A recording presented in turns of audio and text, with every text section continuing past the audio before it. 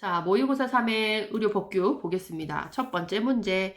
진단서, 검안서, 증명서를 교부할 수 있는 의료인으로 옳은 것은? 이라고 되어 있어요. 여러분 진단서만 딱 놓고 봤을 때 진단서 쓸 수 있는 사람 누구죠? 의사예요. 그래서 의사들은 진단서, 검안서, 증명서를 교부할 수 있습니다. 답은 1번이죠. 자, 의료업에 종사하고 직접 진찰하거나 검안이라고 하는 것은 우리 사망한 사실을 의학적으로 확인할 수 있는 결과를 우리가 기록하는 거를 검안서라고 이야기를 하거든요. 검안하고 검안서를 작성할 수 있는 사람은 의사, 치과의사, 한의사. 이 사람들을 그냥 의사라고 할게요. 자, 의사들이 작성을 할 수 있습니다. 그래서 의사가 아니면 진단서, 검안서, 증명서를 작성하여 환자 또는 지방검찰청 검사에게 교부하지 못한다. 중요한 내용. 자, 진단서, 검안서, 증명서는 누가 작성할 수 있다? 의사들이 작성할 수 있다. 그 의사라고 하는 거는 의사, 치과의사, 한의사이다. 자, 그 다음에 또 하나 보시면은요. 의사, 한의사, 조산사, 치과의사 빠지고 조산사 들어와 이렇게 된 거예요. 자, 의사, 한의사, 조산사는 뭘 할 수 있느냐? 조산에 관해서. 조산이라는 게 뭐냐면요. 출산을 도와준 거예요. 출산에 대해서 도와준 것에 대해서 출산을 도와준 것에 대한 조산사가 하는 역할이 출산을 할 수 있게 해주는 거잖아요. 의사, 한의사도 마찬가지고요. 자, 그래서 출산한 건에 대해서 도와준 것에 대한 출생, 사망, 사산증명서 교부를 요구받을 때에는 정당한 사유 없이 거부하지 못한다. 그래서 출산과 관련된, 조산과 관련된 것에 대한 우리 증명서 교부에는 누가 들어와요? 조산사 들어와, 치과의사 빠져. 이렇게 되는 거예요. 자, 그 다음에 66번을 보겠습니다. 정신질환자 또는 정신건강상 문제가 있는 사람 중 정신질환자 등의 사회 적응을 위한 각종 훈련과 생활 지도를 하는 시설을 물어봤어요. 자, 정신건강 증진 시설에는 세 가지가 존재를 합니다. 정신의료기관, 우리가 병원이라고 하는, 의원이라고 하는 것들이 다 여기 들어가 있고요. 그 다음에 정신요양시설, 정신재활시설, 우리 납병원이라고 들어보셨죠? 납병원이 재활시설이에요. 이렇게 세 가지로 구분을 합니다. 그래서 답은 여러분 정신재활시설이 되는 거고요. 자, 정신의료기관은 그야말로 병원, 의원, 정신건강의학과 이렇게 보고 있고 정신요양시설은 요양 서비스를 제공하는 시설을 얘기해요. 자, 그러면 3번 정신재활시설. 답이 되는 정신재활시설은 자, 납병원 기억하시죠?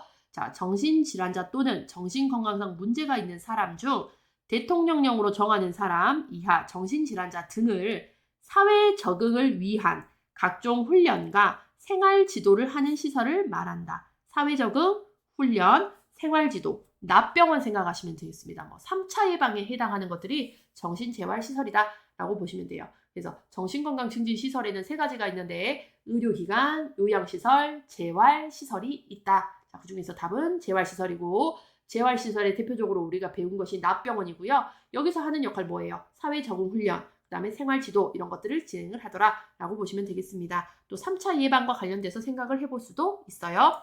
자, 그 다음에 67번 질병관리청장은 결핵관리 종합계획을 몇 년마다 수립 시행해야 되느냐? 몇 년이에요, 여러분? 요거는 5년마다.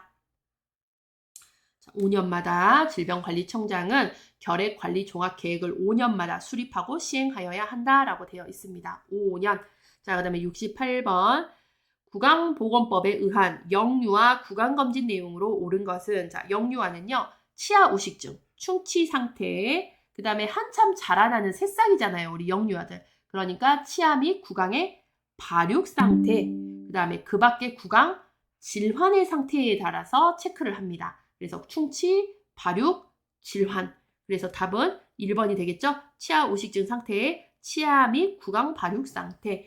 자, 그 다음에 우리 임산부도 기억을 하셔야 돼요. 특별자치시장, 특별자치도지사. 자, 이 사람 및 시장, 군수, 구청장은 임산부 및 영유아에 대하여 실시하는 구강검진은 다음 각 호의 사항에 포함되어 있다.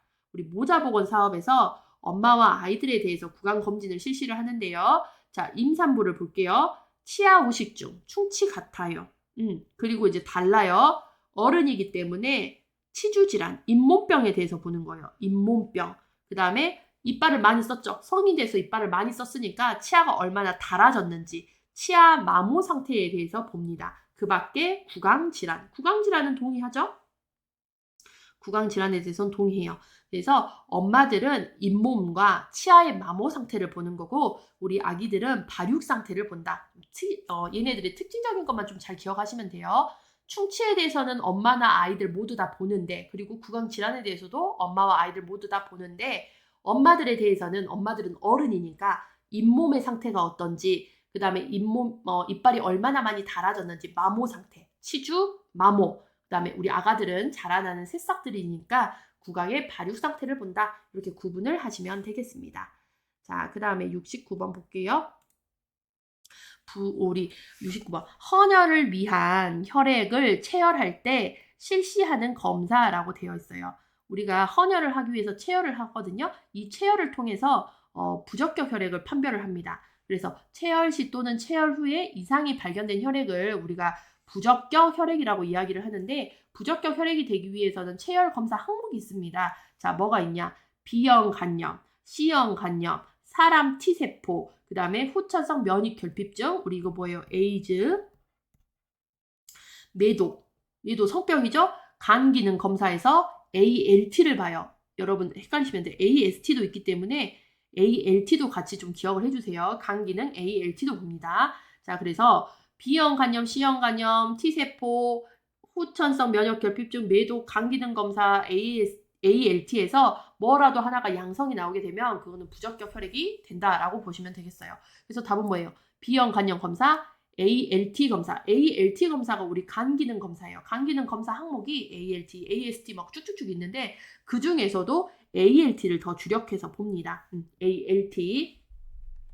자, 그래서 체열 시 또는 체열 후 이상이 발견된 혈액 또는 혈액 제제로서 보건복지부령으로 정하는 혈액 또는 혈액 제제를 말해요. 그래서 체열 시 또는 체열 후에 이상이 발견된 혈액을 부적격 혈액이라고 이야기를 하겠고 이때 이상의 시점을 우리가 이상이 발견될 수 있을 때 이상 검사 항목이 자, B형 간염 혈액 전파되죠. C형 간염 혈액 전파돼요. 그러니까 당연히 얘는 부적격 혈액. T세포 림프 얘도 부적격 혈액. 에이즈도 혈액 전파됩니다. 매독도 혈액 전파되고요. 그래서 후천성 면역결핍증 매독도 양성이 나왔을 때는 부적격 혈액. 그 다음에 간 기능 검사를 했을 때 ALT에서 수치가 높게 나와요. 그러면 이때는 간에 문제가 있는 것으로 봅니다. B형 간염, C형 간염이 있어도 ALT 수치가 오를 수가 있기 때문에 B형 간염, C형 간염 환자가 아니더라도 간 기능 검사를 했는데 ALT가 올랐다라는 거는 다른 간염의 위험성을 있는 사람이기 때문에 이 사람들은 부적격 혈액으로 이렇게 빠지게 돼서 이 사람들은 이 사람들이 뽑은 혈액은 사용할 수가 없다라고 보시면 되겠습니다. 아시겠죠? 자, 그 다음에 70번 보겠습니다. 자, 두 번째 줄에 보시면은요. 유행 즉시 신고, 음압 격리 딱 하면 여러분 몇 급 감염병이에요? 1급이라는 건 바로 떠오르는데 1번에서 5번 보면 하필 뭐예요? 감염병을 써놨어요. 젠장할. 그럼 결론은 외웠어야 풀 수 있는 문제죠. 답은 뭐예요? 디프테리아입니다. 자, 그래서 1급 감염병이라고 하는 거는요. 치명률이 높거나 집단 발생 우려가 커서 발생 또는 유행, 즉시 신고, 음압 격리를 해야 되는 높은 수준의 격리가 필요한 감염병을 이야기를 하겠습니다. 그래서 감염병의 항목을 알고 있어야 또 풀 수 있는 문제였어요. 1급만 알고 있어서 풀 게 아니라 이 항목에 대해서 알고 있어야 풀 수 있었는데 대표적으로 1급 감염병에는 여러분 디프테리아를 좀 기억을 해주세요. 우리 예방접종 항목에 DTAP 들어가죠? 이 DTAP의 D자가 디프테리아입니다. 그래서 예방접종 항목 디프테리아 요걸 좀 기억을 하고 계셨으면 풀 수 있었던 문제였어요. 그래서 디프테리아고 자 1번의 수두 2급, 파상풍 3급, 일본내염 3급, 발진열 3급입니다. 자, 그래서 여러분 우리 예방접종 항목에서 3급은요. 비파일.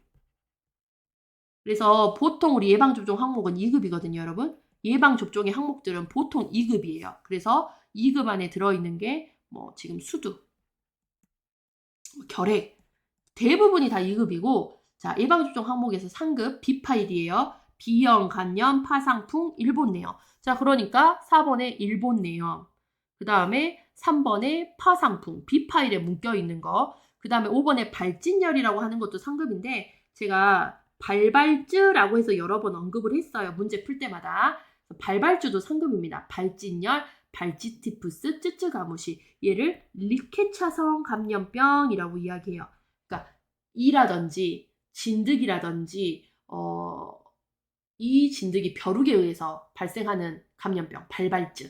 그래서 비파일, 발발증 3급, 그다음에 예방접종 항목에서 1급에 해당하는 건 디프테리아, 2급은 뭐 그 외의 것들은 거의 다, 우리 예방접종 항목들은 거의 2급이고, 4급에 해당하는 예방접종 항목은 인플루엔자.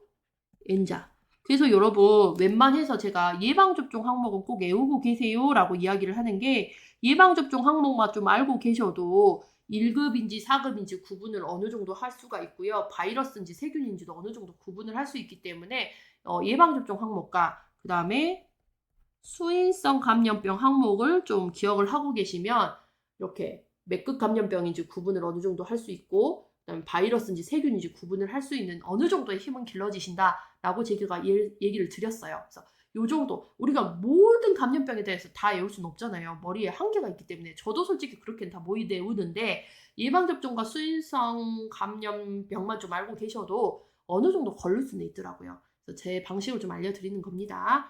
자, 그래서 여기까지 해서요. 우리 3회 모의고사도 종료하겠습니다. 수고하셨습니다.